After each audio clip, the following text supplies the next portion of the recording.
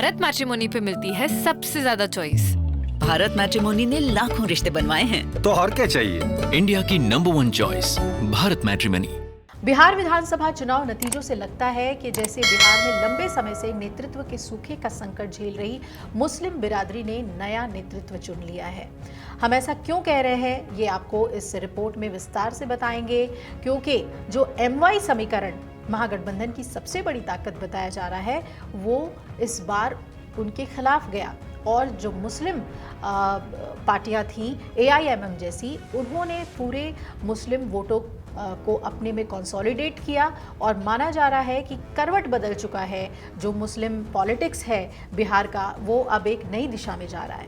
आपको बता दें कि मुस्लिम बिरादरी ने राजद के माए यानी कि मुस्लिम यादव समीकरण से पल्ला झाड़कर AIMIM का दामन थाम लिया है और मुस्लिम मतों में हुए जबरदस्त बंटवारे के कारण बीते चुनाव में के 19 विधायकों के मुकाबले इस बार महज 11 मुस्लिम प्रत्याशी ही चुनाव जीत पाए हैं। इन 11 में से 5 तो AIMIM से ही है, यानी ओवैसी की पार्टी से। विपक्षी महागठबंधन में राजद से 3 और कांग्रेस के 2 मुस्लिम उम्मीदवार ही जीत पाए हैं। एक अन्य मुस्लिम का JDU के टिकट पर जीत मिली है और AIMIM के मुखिया असदुद्दीन ओवैसी ने विपक्षी महागठबंधन को न सिर्फ सीमांचल बल्कि कई अन्य मुस्लिम प्रभाव वाली सीटों पर ताकत का एहसास करा दिया है। बीते चुनाव के बाद 4 विधायकों की बगावत के बावजूद पार्टी ने पिछली बार जीती सभी सीटें बायसी, अमौर, जोकीहाट, बहादुरगंज और कोचाधामन बरकरार रखी है। इसके अलावा पार्टी उम्मीदवारों ने बलरामपुर, दरभंगा ग्रामीण, गौराबारम, प्राणपुर, कस्बा, ठाकुरगंज, शेरघाटी सीटों पर दूसरे और तीसरे स्थान पर रहते हुए वोट काटकर विपक्षी महागठबंधन के उम्मीदवारों को जीत हासिल नहीं करने दी है। नतीजे मुस्लिम सियासत के संदर्भ में अलग संदेश दे रहे हैं और बीते चुनाव में AIMIM भले ही 5 सीटें जीती थी, लेकिन इसके अलावा एक भी सीट पर उनके उम्मीदवार महागठबंधन के उम्मीदवारों की हार का कारण नहीं बने थे। तब उनके अन्य उम्मीदवारों को औसतन 2 से 3 हजार वोट मिले थे। इस बार पार्टी ने जिन 25 सीटों पर उम्मीदवार उतारे, उनमें से 16 सीटों पर पार्टी उम्मीदवारों को 10,000 से लेकर 1 लाख से भी ज्यादा वोट मिले हैं।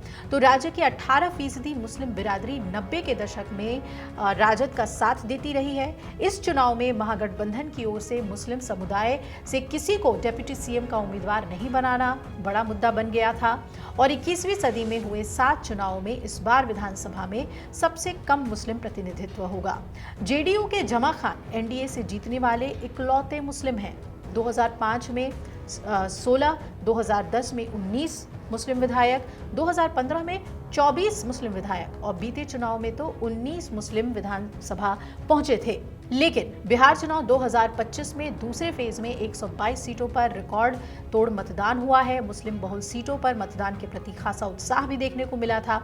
इस चरण में सबसे निर्णायक मुकाबला मुस्लिम बहुल सीटों पर रहा।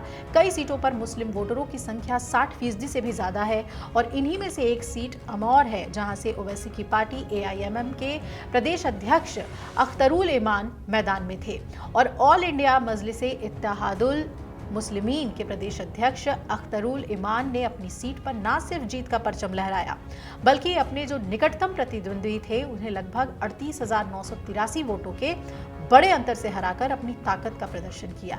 ईमान की ये जीत ऐसे समय में आई जब प्रशासन ने अभी आधिकारिक घोषणा भी नहीं की थी, लेकिन रुझान साफ हो गए थे और ये बिहार की राजनीति में AIMM की बढ़ती धाक, महागठबंधन के पारंपरिक मुस्लिम जनाधार में बड़ी सेंधमारी का साफ साफ संकेत है।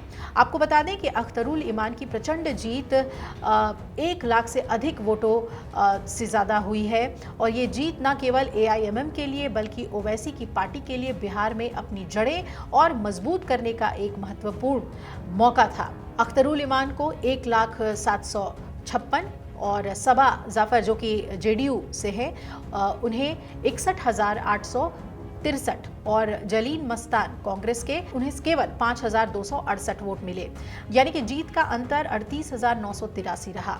पूर्णिया का अमौर विधानसभा सीट मुस्लिम बहुल है और यहाँ करीब 70% मुस्लिम वोटर हैं। इस सीट पर 2020 के विधानसभा चुनाव में असदुद्दीन ओवैसी की पार्टी AIMIM ने ही जीत दर्ज की थी।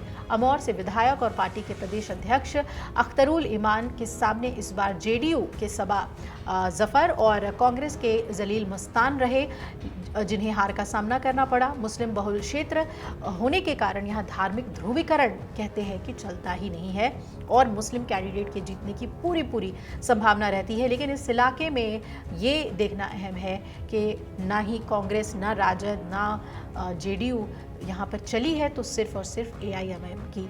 और साथ ही साथ जहाँ पर MY समीकरण का फायदा राजद को मिलता था, कांग्रेस को मिलता था, वो भी समीकरण नहीं मिला है, इनके वोट कटे हैं।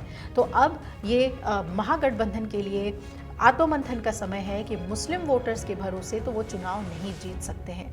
आगे उनकी रणनीति कैसे बदलती है ये देखना अहम होगा। लेकिन सबसे बड़ी बात कि JDU से सिर्फ एक मुस्लिम विधायक ही विधानसभा पहुंचा है और इस बार जहां पिछली बार 19 विधायक विधानसभा पहुंचे थे मुस्लिम विधायक, तो इस बार केवल 11 मुस्लिम विधायक ही विधानसभा पहुंचे हैं। तो बिहार में मुस्लिम वोटों की राजनीति करवट ले चुकी है, बदल चुकी है।